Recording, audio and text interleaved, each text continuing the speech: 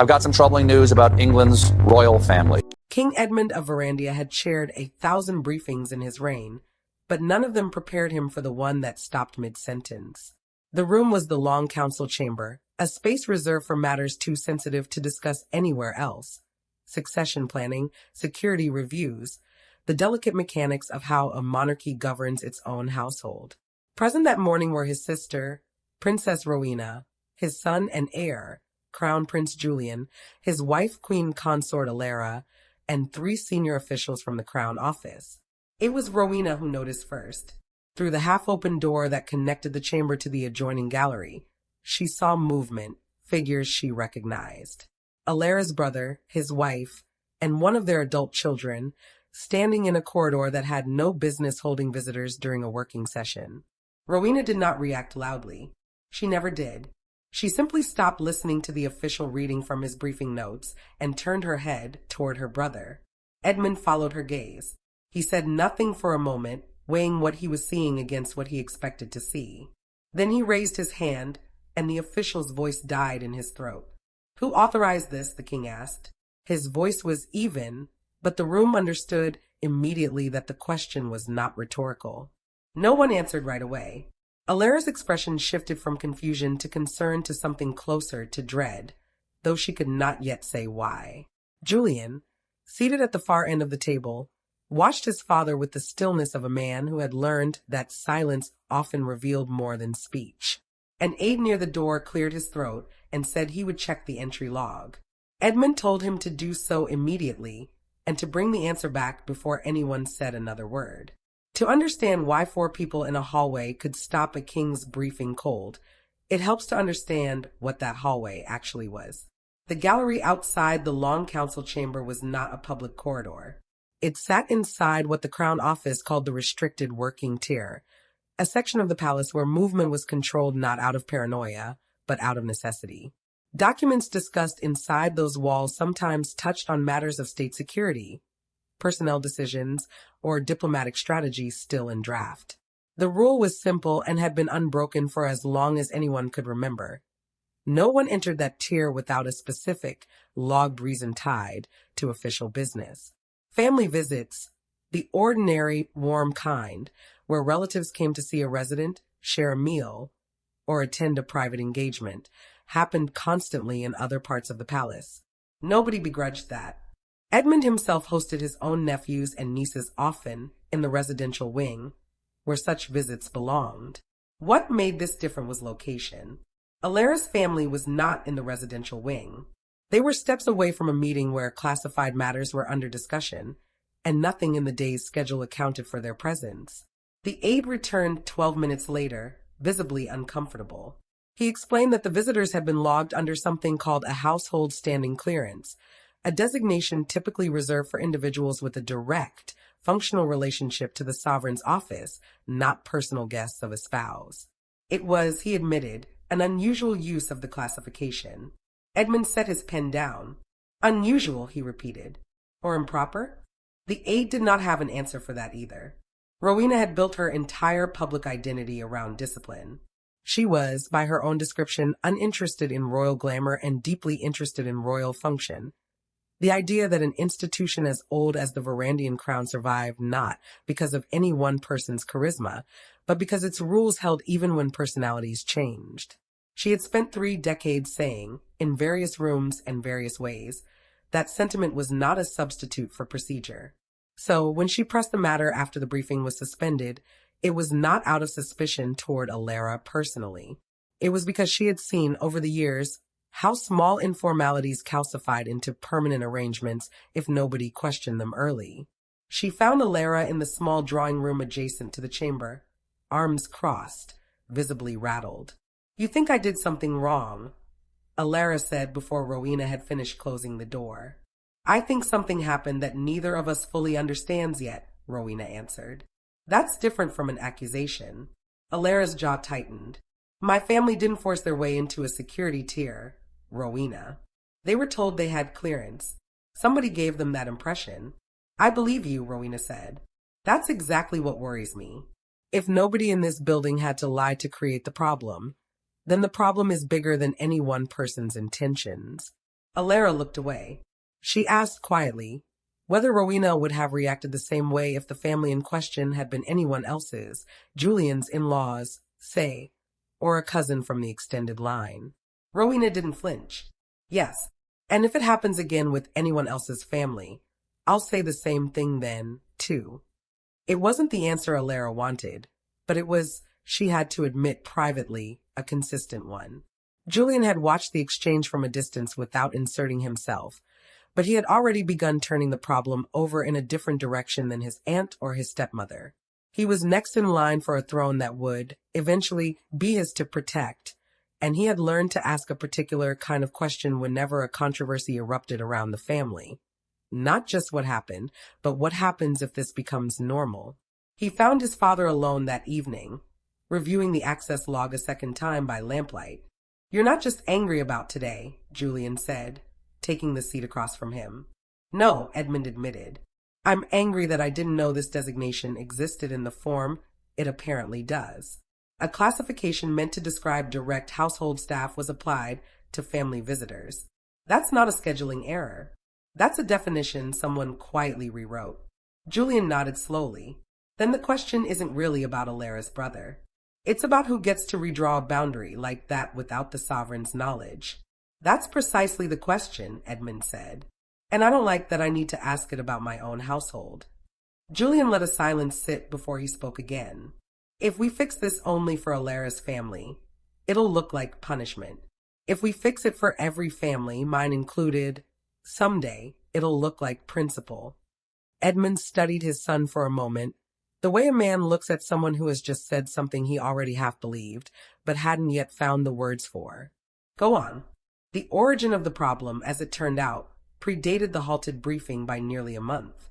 3 weeks earlier, at a private family dinner that no one had thought worth documenting closely, Alara had mentioned, almost in passing, that her relatives were being delayed repeatedly at the palace's internal checkpoints. Visits that should have taken minutes to clear were taking the better part of an hour, and it had begun to embarrass everyone involved. A household official overheard the complaint and, wanting to be helpful, suggested that a standing clearance could resolve it. Instead of requiring fresh approval for every visit, the family could simply be pre-logged, saving time and friction. Alara, distracted by other matters that evening, said it sounded sensible, so long as it applied to the ordinary parts of the palace where family visits normally occurred. What she did not know, could not have known, without reading an internal revision she was never shown, was that the clearance, once entered into the system, was worded broadly enough to cover far more than residential access. Over the following weeks, in what the official later described as a routine simplification, the geographic restriction attached to the clearance was quietly removed. Nobody flagged it for review.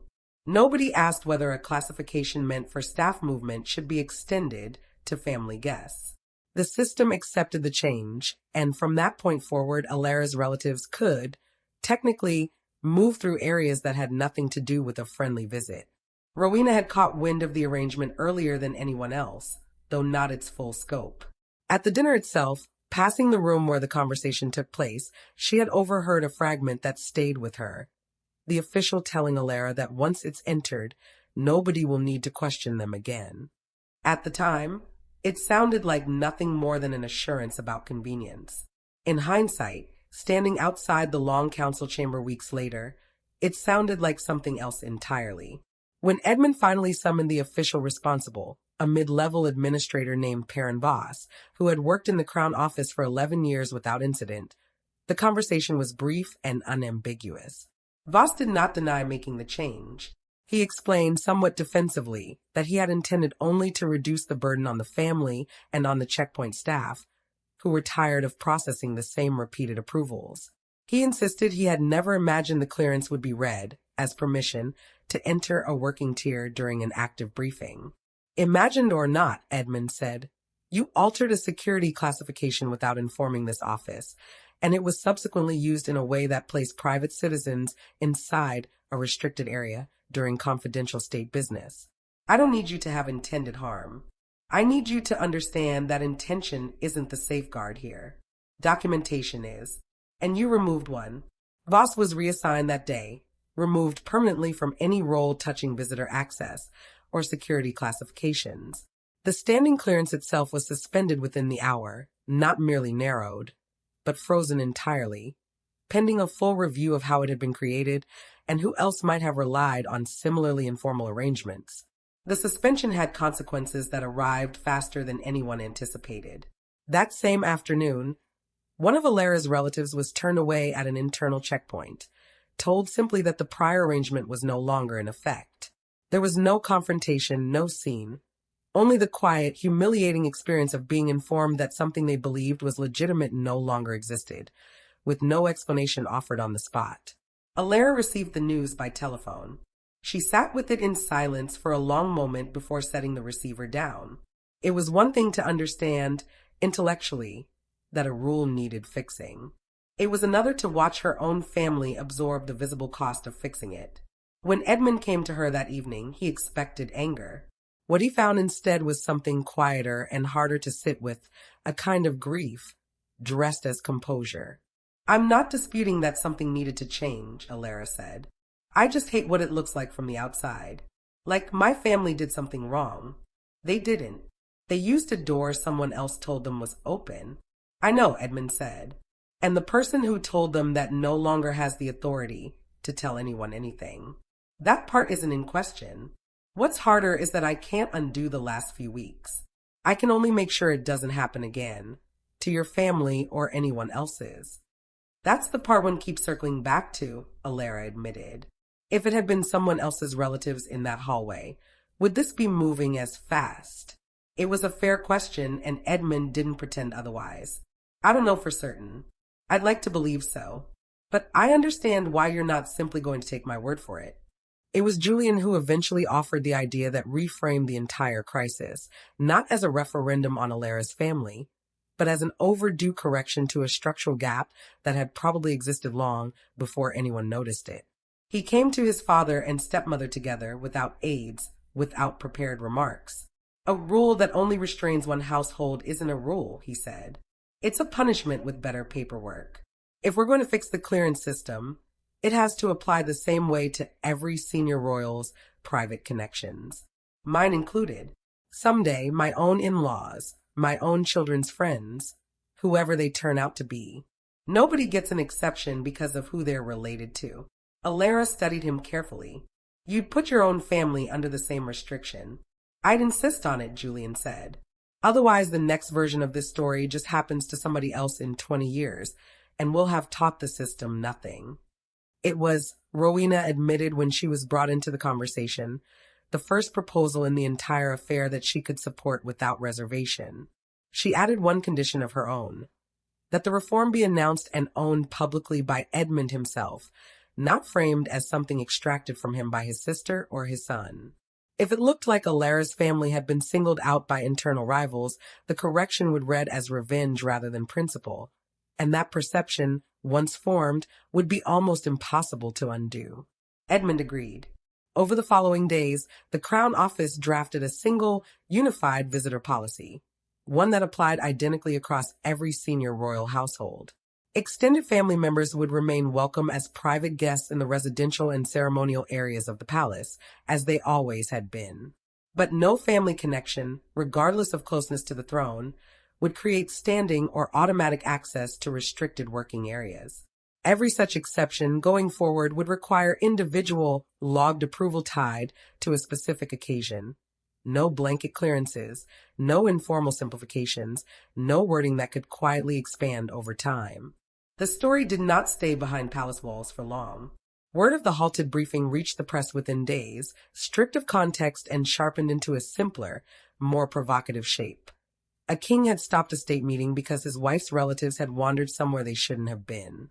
Commentary split immediately along predictable lines. Some read it as proof of favoritism finally caught. Others called it evidence that the monarchy could still discipline itself when it needed to. Alara felt the coverage most acutely through her family, who found their names circulating in headlines they had never sought and had done nothing, individually, to deserve. It was one thing to accept institutional correction in private. It was another to watch her children described, however indirectly, as symbols of scandal. Edmund addressed it directly and briefly. The Crown Office released a short statement confirming that visitor procedures were being standardized across all senior royal households, and that the matter had originated in an administrative error rather than any deliberate attempt to gain privileged access. It did not name Voss. It did not dwell on blame. It focused entirely on the fix. Rowena, when asked privately by a journalist whether the episode reflected badly on Alara, declined to answer the question as framed. This was never about one family, she said. It was about a gap in how we define access, and that gap has now been closed for everyone, including my own. The Long Council reconvened a week later, under the new procedures, with every attendee logged individually and no standing clearances of any kind in effect. Edmund took his seat at the head of the table. Rowena sat where she always did, closest to the door, out of old habit as much as anything else. Julian took the seat beside his father. Alara arrived last, having spent the morning ensuring her own family understood, without ambiguity, that the new limits were not a rebuke aimed at them personally. Before the briefing began, Edmund looked around the table. "I want to be clear about something," he said. "What happened here was not a failure of loyalty. Nobody in this room, or connected to this room, set out to undermine the institution. What failed was documentation, a definition that changed without anyone noticing until it mattered. That's now fixed, and it's fixed the same way for everyone who sits at, or is connected to, this table." Alara met his eyes and nodded once. Rowena said nothing, which from her was its own form of agreement. Julian simply opened his folder and waited for the meeting to begin. There was no dramatic reconciliation, no single sentence that resolved what the past weeks had cost each of them individually. Rowena had been right to ask the question she asked, and she never apologized for asking it. Alara had been right to feel that the public reaction landed harder on her family than the facts justified, and nobody pretended otherwise. Julian's proposal had turned a narrow, personal dispute into something closer to a lasting policy, and it was already being referred to inside the Crown Office, half-jokingly, as the Julian Standard. What changed, in the end, wasn't any single relationship. It was the space between the family and the institution, narrowed, defined, and made harder to blur by accident or convenience ever again. The king began the briefing. The doors stayed closed, and for the first time in weeks, nobody in the room was watching the hallway.